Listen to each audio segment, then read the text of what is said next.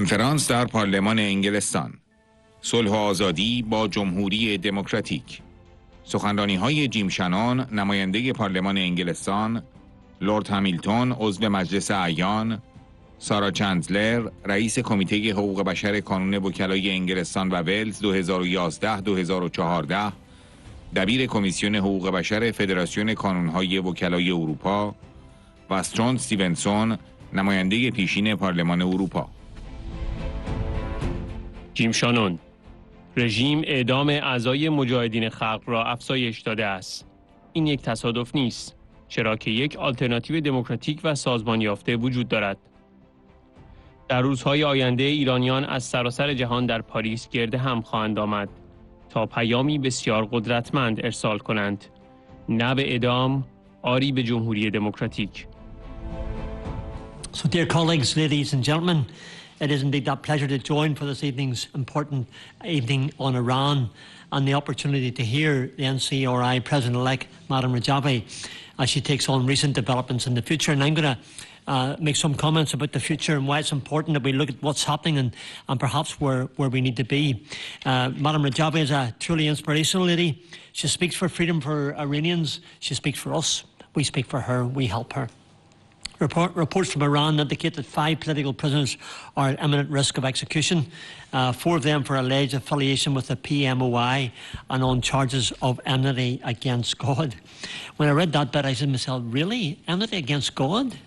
Surely it's the Iranian, it's IRGC who have enemy against God. It is them who are waging war against God.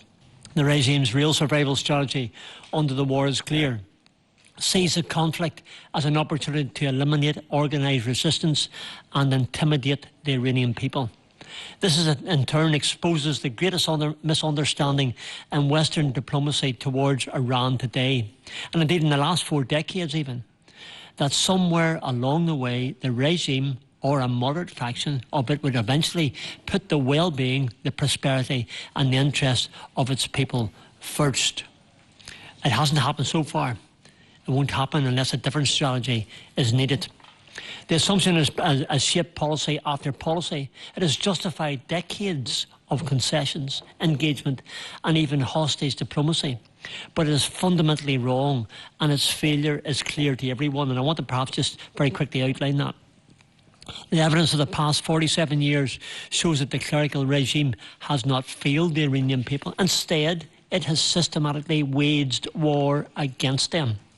To understand this, we must stop looking at individual cases in isolation. We must look at the regime's economic, at their social, at their educational policies together. When we do that, we'll have a very clear pattern that will emerge. The regime leaders have learned that people who enjoy economic security, quality education, access to healthcare, and the freedom to think beyond daily survival eventually begins to demand political rights and democratic accountability. And this is exactly what the regime fears.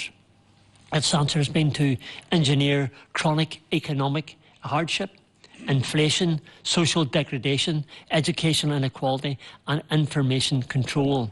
It has obliterated the middle class and independent private sector by putting the country's economy under the control of the IRGC and the religious institutions controlled by the supreme leader.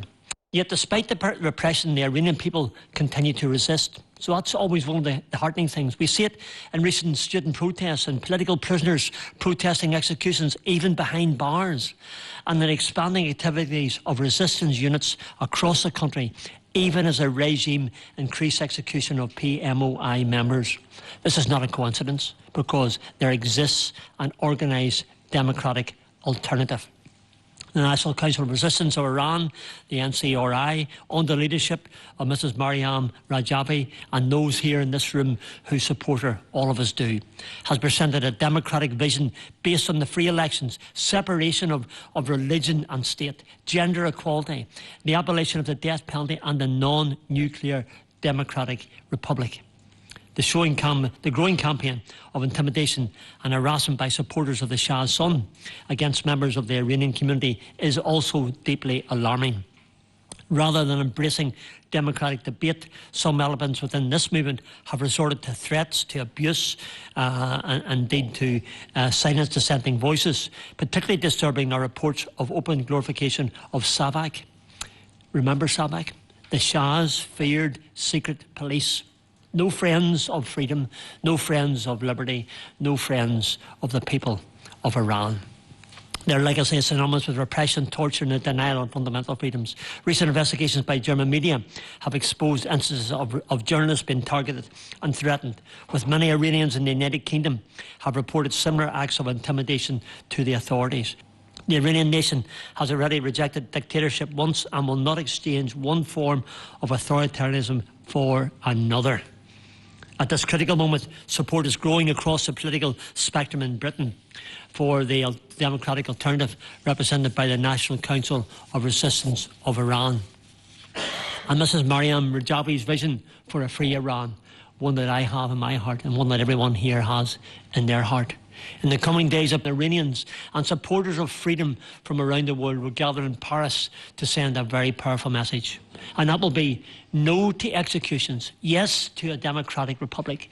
A significant delegation of members of both houses of the British Parliament will join this historic rally, demonstrating their support for Mrs. Rajabi's democratic 10-point plan and the recently announced provisional government. This initiative, I believe, offers a credible roadmap towards the free elections and the standing of the Iranian people and their organised democratic resistance. British parliamentarians are affirming that the future of Iran belongs neither to the ruling theocracy nor to the restoration of monarchy, but to the establishment of a democratic republic chosen freely by the Iranian people themselves. That's the only way forward. It's the way that gives freedom. It's the way it gives liberty. It's the way it gives people choice. This means prescribing the IRGC urgently. It was mentioned at the last meeting we had, and to be fair to government have indicated it's their intention. But something I want to see it today. Not next week or the week after. We want to see it happening immediately. And engage in political dialogue with the NCRI's provisional government as a democratic alternative. We can continue a policy based on the false hope that this regime will one day reform. Yeah, the wolf never reforms. It still keeps on eating the sheep if it gets a chance. Or we can stand with the Iranian people and their organised resistance as they seek to build a free, a democratic and a secular republic. So for the sake of peace, for freedom and stability, the United Kingdom government must choose the Iranian people. Everyone here will choose the Iranian people first. Everyone in this room will choose the Iranian people. Our government must choose the Iranian people. I urge everyone in this room to continue to pray for the freedom, the liberty and the democracy in Iran that the people want. I commit myself to that every day in my prayers. Thank you very much. استیونسون در قلب مبارزه مردم ایران کانونهای شورشی مجاهدین خلق ایستاده‌اند. این زنان و مردان جوان و شجاع که ترس و تسلیم را به یکباره پس زده‌اند، نماینده یکی از برجسته‌ترین جنبش‌های مقاومت در جهان معاصر هستند. بسیاری از آنان بازداشت و شکنجه را تحمل می‌کنند و جان خود را فدا می‌کنند. با این حال شجاعت آنها همچنان الهام بخش میلیون‌ها انسان است. مردم ایران حکومت دینی و سلطنت را رد کرده و خواستار جمهوری هستند. آنان حکومتی پاسخگو را بر امتیازات موروثی ترجیح می‌دهند. مبارزه‌ای که امروز در ایران جریان دارد، تجلی تمام آن چیزی است که در طرح 10 ماده‌ای خانم رجوی گنجانده شده است. Good evening, ladies and gentlemen. Thank you very much for attending our meeting this evening.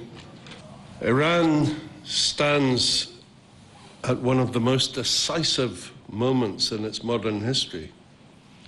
Beneath the surface of official propaganda and carefully staged displays of strength, the foundations of the clerical regime are cracking. Economic collapse, growing social unrest, factional warfare within the ruling elite, international isolation, and rising public anger have combined to create a crisis unlike any witnessed since the 1979 revolution. For decades, the regime sought legitimacy through fear, ideology, and repression. And today, each of those pillars are weakening. The Iranian economy is in free fall. Inflation has devastated working families. The rial has collapsed.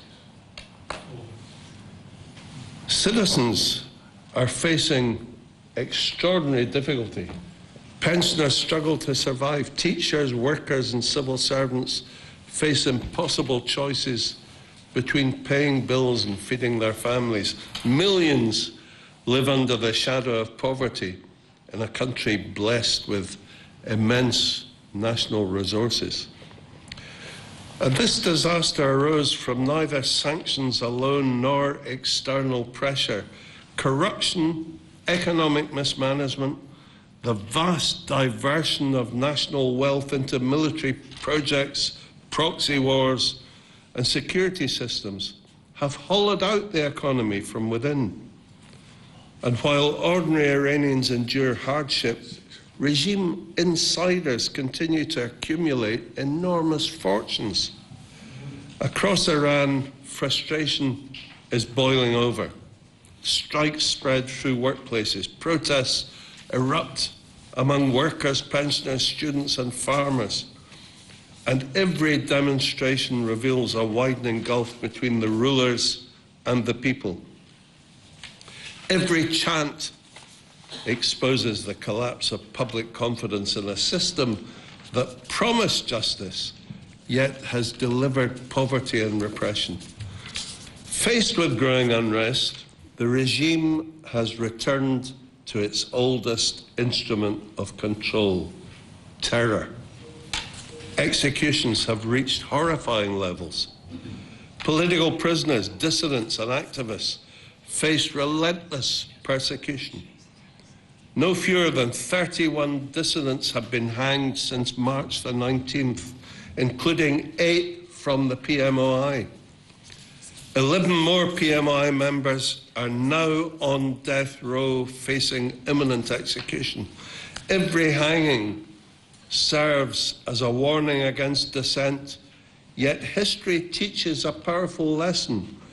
Tyrannies that rely increasingly upon executions reveal fear rather than confidence. A government that feels the ground shaking beneath its feet reaches for the rope, the prison cell, and the torture chamber. Iran's rulers understand the danger they face. They see growing resistance throughout the country. They witness the courage of young people who refuse silence. They recognize that a new generation has rejected both fear and submission. At the heart of this struggle stand the PMI resistance units. These brave young men and women represent one of the most remarkable movements of civil resistance in the contemporary world. Operating under extraordinary pressure, they challenge a dictatorship armed with prisons, intelligence networks, and security forces. But their activities demonstrate that the spirit of resistance survives in every province, every city, every neighborhood in Iran. Many face arrest, many endure torture, and many pay the ultimate price. Yet their courage continues to inspire millions through banners, messages, public actions, and acts of defiance. They expose the regime's weakness. They remind Iranians that change remains possible. They prove that organized resistance can survive even under the harshest conditions. Their sacrifice deserves recognition from every democratic nation. At the same time, the international community faces an uncomfortable reality. Two approaches towards Iran have repeatedly failed. The first is military intervention. Recent conflicts demonstrated the limits of military power. Airstrikes can destroy buildings, missiles can damage infrastructure. Military operations can eliminate commanders and disrupt strategic assets. But bombs and missiles cannot create democracy. The second failed approach is appeasement. For years, Western governments pursued a strategy based upon concessions, endless negotiations, and hopes for moderation from within the regime. Each cycle followed a familiar pattern. Tehran demanded incentives, sanctions eased, diplomatic engagement expanded, the regime gained breathing space. Meanwhile, repression continued. Political prisoners remained behind bars. Executions continued. Regional destabilization persisted. Nuclear ambitions advanced. Proxy networks expanded. The choice facing democratic nations therefore extends beyond war and appeasement. A third path exists. The path involves maximum support for the Iranian people, firm pressure upon the regime, accountability for human rights abuses, and recognition of the democratic opposition seeking a free and secular republic. But amidst this historic struggle, another danger has emerged. Some voices seek to exploit public dissatisfaction with the clerical regime by promoting a return to monarchy under Reza Pahlavi, son of the deposed and despised Shah. And recent scenes in Europe have shocked many observers. Supporters of Reza Pahlavi openly displayed symbols associated with SAVAK, the Shah's notorious secret police organization. They've been displaying these SAVAK icons here in London, in European cities. SAVAK remains synonymous with surveillance, torture, arbitrary detention, and political repression.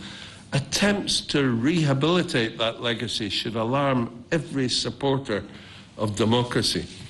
The Iranian people have rejected theocracy and monarchy. They seek a republic. They demand accountable government rather than hereditary privilege, elected institutions rather than unelected power structures, the rule of law rather than rule by decree. Reza Pahlavi frequently presents himself as a democratic figure, yet his refusal to confront the crimes committed under his father's rule raised serious concerns. Genuine democratic leadership requires honesty about the past. Accountability strengthens democracy. Historical amnesia weakens it. Even more disturbing are indications of Pahlavi's engagement with elements linked to the IRGC, the Revolutionary Guards, lacking any semblance of an organized network within Iran.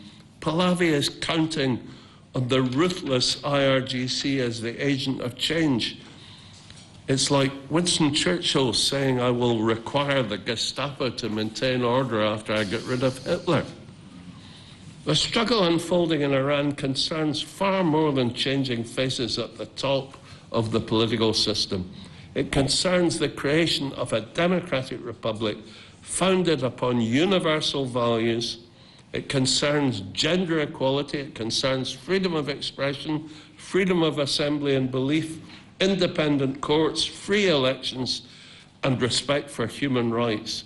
The right of every citizen to participate in shaping the future of their country. In fact, it concerns everything that is contained within Mrs. Rajavi's 10-point plan. Iran stands at a crossroads, as the title of this evening's meeting confirms. One road leads backwards towards dictatorship, whether clothed in turban and robe or in crown and cloak. The other leads forward towards democracy, accountability, and human dignity for the sake of the Iranian people, for regional stability, and for the cause of freedom itself.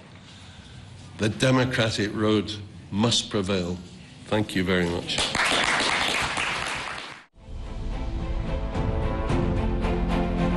سارا چندلر: آزادی مردم ایران منوط به تغییر رژیم است و تنها خود مردم ایران هستند که می توانند به یک تغییر رژیم واقعی و آینده دموکراتیک دست یابند. Thank you very much for inviting me to join you today. I speak, as you know, as a member of the international legal community. I'm Secretary of the Human Rights Commission of the Federation of European Bar Associations, representing the lawyers of Europe. And this is a statement about our position on the legal situation, on access to justice, and the defense of human rights in Iran. We condemn the intensification of the executions, particularly in relation to political dissent and, of course, the January protests. And we condemn the increase of political prisoners under death sentence, the lack of fair trials, and lack of independent justice, and the abuse and torture of prisoners. And we're deeply concerned at the current cases of lawyers in prison. We will continue to monitor the arrests and imprisonment of lawyers for doing their job in representing people who protest against the regime. We look to the future and the proposals of the Coalition of Resistance for the Provisional Administration to assume responsibility following the fall of the regime in order to maintain public order, preserve state functions, and to organize free elections for a constituent assembly within 6 months. Then the representatives elected by the people will have the power to decide the future of the Iranian people, and part of this transition will include total change of the justice system, an independent judiciary, fair trials, access to justice, and, of course, an end to the imprisonment of lawyers for doing their jobs. Leadership of Madam Rajavi, and also the prominent role of women in leading protests, leading civil resistance and opposition. Their participation is highly courageous in the face of the theocratic system and discrimination, social restrictions, and political repression imposed upon them, with the threat of imprisonment, torture, and the death sentence always there. The full participation of women as equals in the future of Iran will bring about a democratic revolution that will respect the human rights of all. I conclude by saying the freedom of the Iranian people depends on regime change, and only the Iranian people can achieve genuine regime change and a democratic future. Our support here in the UK and that of our government must now ask for these 8 political demands that bring about the change for the future of the Iranian people. We stand with you, and we will shout aloud, long live the democratic revolution for a free Iran and a democratic republic. Thank you.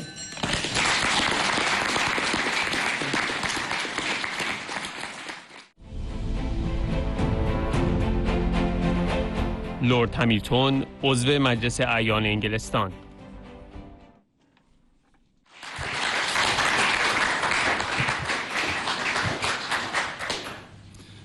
Thank you very much, Mr. Chairman. I first supported this organization because of the brutality of the regime in Iran. So we certainly are at a crossroads, and I take the point of the headline that we're looking at there, that this is a bit of a crunch point. And I don't believe that the Iranian regime can hold out that much longer, because I think the economy is really being punished very, very hard in Iran today. I don't think that the Ayatollah's son exerts the influence that his father did over Iran. But having said that, if you've transferred, what regime change means is you've transferred from the Ayatollah to the Republican Guard movement, there's not much difference for people who want democracy and freedom in Iran. What happens to freedom and democracy in Iran? What happens about holding these murderous people to account? I don't know. But we are at a crossroads. We're at a moment where I think the regime is feeling very vulnerable indeed. But I do wish you all success in the future. I admire you for the courage that you've fought this campaign for as long as you have. And I just hope that it works out, which it will do eventually, but it may take quite a bit more time before we see democracy restored in Iran. But the best of luck to all of you. Thank you.